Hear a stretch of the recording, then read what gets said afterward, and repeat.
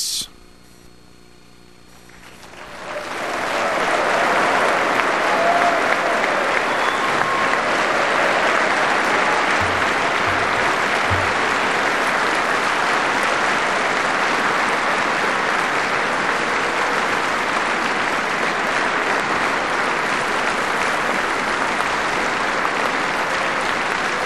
Thank you. Thank you. Please be seated. Good evening. To the United States Corps of Cadets, to the men and women of our armed services, and to my fellow Americans.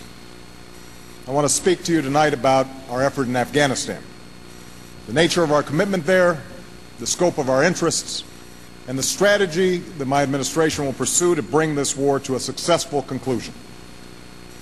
It's an extraordinary honor for me to do so here at West Point, where so many men and women have prepared to stand up for our security and to represent what is finest about our country. To address these important issues, it's important to recall why America and our allies were compelled to fight a war in Afghanistan in the first place. We did not ask for this fight.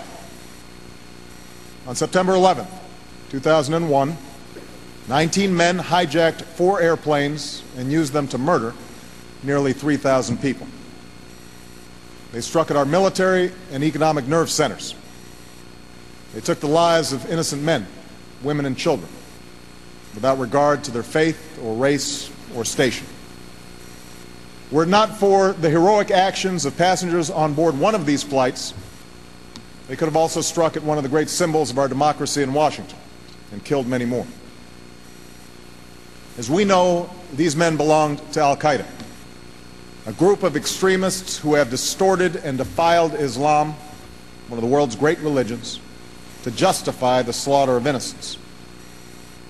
Al-Qaeda's base of operations was in Afghanistan, where they were harbored by the Taliban, a ruthless, repressive, and radical movement that seized control of that country after it was ravaged by years of Soviet occupation and civil war, and after the attention of America and our friends had turned elsewhere.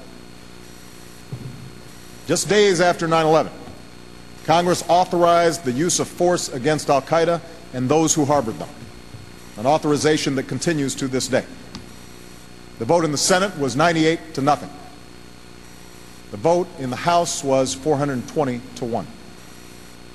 For the first time in its history, the North Atlantic Treaty Organization invoked Article 5, the commitment that says an attack on one member nation is an attack on all. And the United Nations Security Council endorsed the use of all necessary steps to respond to the 9/11 attacks. America, our allies, and the world were acting as one to destroy Al-Qaeda's terrorist network and to protect our common security. Under the banner of this domestic unity and international legitimacy, and only after the Taliban refused to turn over Osama bin Laden, we sent our troops into Afghanistan. Within a matter of months, Al-Qaeda was scattered and many of its operatives were killed. The Taliban was driven from power and pushed back on its heels. A place that had known decades of fear now had reason to hope. At a conference convened by the UN, a provisional government was established under President Hamid Karzai, and an international security assistance force was established to help bring a lasting peace to a war-torn country. Then, in early 2003, the decision was made to wage a second war in Iraq.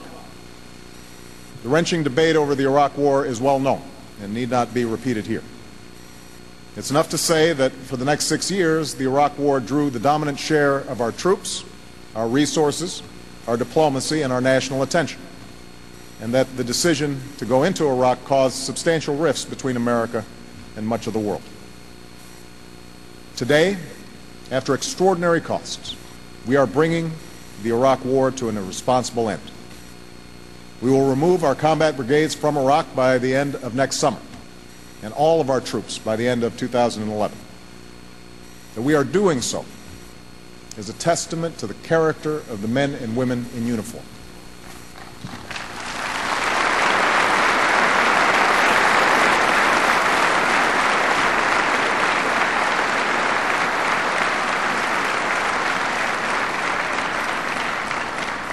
Thanks to their courage, grit, and perseverance, we have given Iraqis a chance to shape their future, and we are successfully leaving Iraq to its people. But while we've achieved hard-earned milestones in Iraq, the situation in Afghanistan has deteriorated. After escaping across the border into Pakistan in 2001 and 2002, al-Qaeda's leadership established a safe haven there. Although a legitimate government was elected by the Afghan people, it's been hampered by corruption, the drug trade, an underdeveloped economy, and insufficient security forces. Over the last several years, the Taliban has maintained common cause with al-Qaeda, as they both seek an overthrow of the Afghan government. Gradually, the Taliban has begun to control additional swaths of territory in Afghanistan, while engaging in increasingly brazen and devastating attacks of terrorism against the Pakistani people. Now, throughout this period, our troop levels in Afghanistan remained a fraction of what they were in Iraq. When I took office, we had just over 32,000 Americans serving in Afghanistan, compared to 160,000 in Iraq at the peak of the war. Commanders in Afghanistan repeatedly asked for support to deal with the reemergence of the Taliban, but these reinforcements did not arrive. And that's why, shortly after taking office, I approved a long-standing request for more troops. After consultations with our allies, I then announced a strategy recognizing the fundamental connection between our war effort in Afghanistan and the extremist safe havens in Pakistan. I set a goal that was narrowly defined as disrupting, dismantling, and defeating al-Qaeda and its extremist allies, and pledged to better coordinate our military and civilian efforts. Since then, we've made progress on some important objectives. High-ranking al-Qaeda and Taliban leaders have been killed, and we've stepped up the pressure on al-Qaeda worldwide. In Pakistan, that nation's army has gone on its largest offensive in years. In Afghanistan, we and our allies prevented the Taliban from stopping a presidential election. And although it was marred by fraud, that election produced a government that is consistent with Afghanistan's laws and constitution. Yet huge challenges remain. Afghanistan is not lost, but for several years it has moved backwards. There's no imminent threat of the government being overthrown, but the Taliban has gained momentum. Al-Qaeda has not reemerged in Afghanistan in the same numbers as before 9/11, but they retain their safe havens along the border.